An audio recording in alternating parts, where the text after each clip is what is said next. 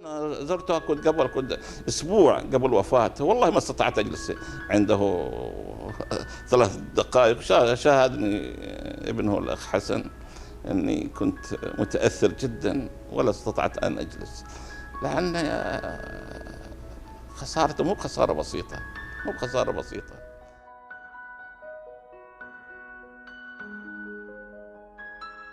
آخر أيامه في مستشفى الملك فهد قبل ما ينقل إلى المستشفى، ننقل إلى مستشفى الموسى. وزيارة أبو حسام حقيقة أنا أعتبرها زيارة جاي يزور الوالد، ولكنها زيارة مودعة للواقع. جو أبو حسام ما أنا حسب تصوري ما أتوقع أن الوالد وصل إلى هذه الحد،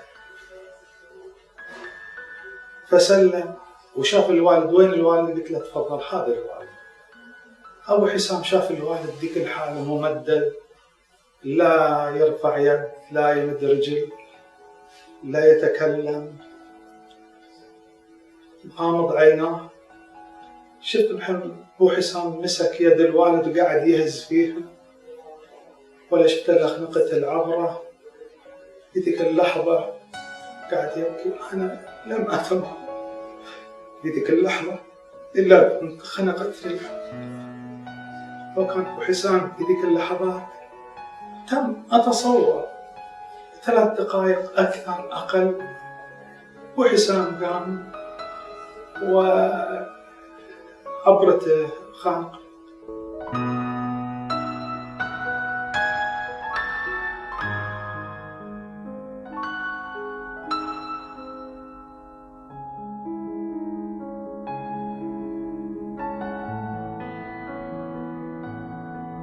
فقال على أساس الوالد الآن ترى وضعه حرج جدا، الآن القلب تقريبا توقف، ونحن الآن جايين نسوي له يعني صدمات كهربائية، يعني انعاش كهربائي بالصدمات وكذي، ونحن نحاول. لكن الحقيقة الوالد يعني هو أقرب للموت منه للحياة، يعني كان خبر جدا صاعق بالنسبة لنا. يعني لم نستطع، أنا شخصيا وكذلك الأخ أبو علي ما استطعنا أن نقف طويلا. قلت حق حسن، قلت له أنا ما أقدر أوقف في الحقيقة، أنا بجلس الآن، بروح هناك كانت استراحة بجلس فيه شوي، إن شاء الله أن الأمور تتحسن. في هاللحظات الحقيقة الحرجة مر شريط ذكريات كثيرة، يعني حياتنا مع الوالد كيف عشنا معه وماذا كان الوالد وشلون. لكن الحقيقة أيضا قلب الواحد كان في الغرفة اللي فيها الوالد. الحقيقة ما استطعنا نجلس طويل، يعني في غرفة الانتظار 10 دقائق مو بأكثر. عاودنا المجيء لغرفة التنويم مالته.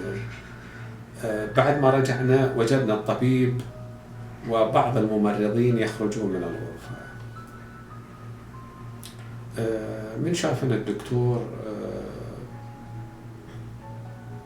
هو قال عظم الله لكم الأجر، الوالد توفي. الحقيقة كان موقف جدا مؤلم، لم نستطع أن نقول أي شيء. الحقيقة وقفنا أنا ويا أبو علي الحقيقة، وأنا رجولي ما تحملني حقيقة، أوشكت أني أجلس على الأرض وكذا. فقلت للدكتور نبي نشوف الوالد، يعني بدنا ندخل عليه. قال ما في أي مشكلة. دخلنا عليه وجدناه وهو ممدد على سريره، يعني كل الكلمات غابت الحقيقة، يعني ماذا نقول؟ شو اللي ممكن أن يقال في ذاك الوقت؟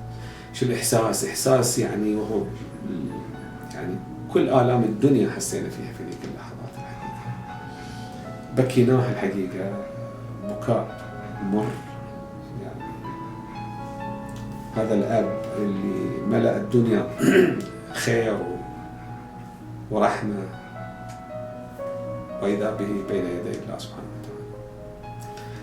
في هذه اللحظات الحقيقة كانت هناك أيضا مهمة أخرى لا تقل ألم عن ألم فقد الوالد رحمة الله عليه، وهو كيف نوصل هذا الخبر للإخوان وللخوات، للوالدة، للأعمام، للمحبين. يعني ليس من السهل أنك يعني تجي تقول لهم أن الوالد توفي.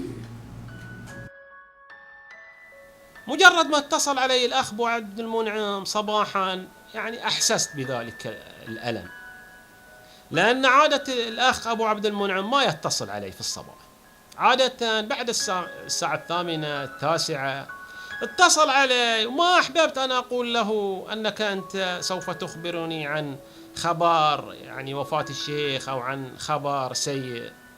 يعني جلست على سجيتي حتى أستمع منه، لأنه لم أستطع أن أقول له يعني عندك خبر سيء. أخبرني بهذا الخبر، وفي الواقع هذا الخبر أفجعني وآلمني كثير وعصر قلبي كثير رحمة الله عليه. يعني فقد الشيخ رحمة الله عليه يعتبر فقد عضو رئيسي حساس في جسد هذه الأسرة. بعد شوي، بعد ساعة زمان الحقيقة اتصلت بعدة أشخاص من الأسرة، منهم وفي مقدمتهم العم عبد الله يحفظه. اتصلت عليه وقلت له ترى الوالد توفي. اتصلت أيضا على أبو حسام حقيقة، وهو من الأوائل اللي اتصلت عليهم وسلمت عليه وكذا. فهو من نفسه الحقيقة قال لي أبو منعم الظاهر عندك خبر مو بجيد بتبلغني إياه. يعني كأنما إحساسه يعني يقول إنه إيه. قلت والله كلامك صحيح أبو حسام، الوالد توفي. وجدت لحظات سكوت، وبعدها لاحظت ان حشرجه في حلجه يعني وكأنه يعني متألم جدا يعني لهالخبر.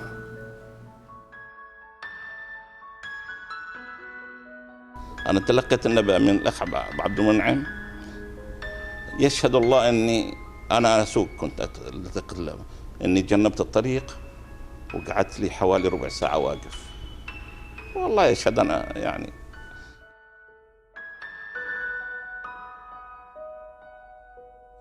يعني الواحد لما يفقد أب أو أخ أو ابن عم أو صديق واحد، يعني مثلا عم أو أخو أو صديق، كيف هذا الواقع، هذا الحدث عليه؟ يعني حدث مؤلم كبير. وإذا فقد واحد هو أب وأخ وابن عم وصديق ورفيق، ألا تتضاعف الصدمة؟ أكيد أنها صدمة قوية جدا.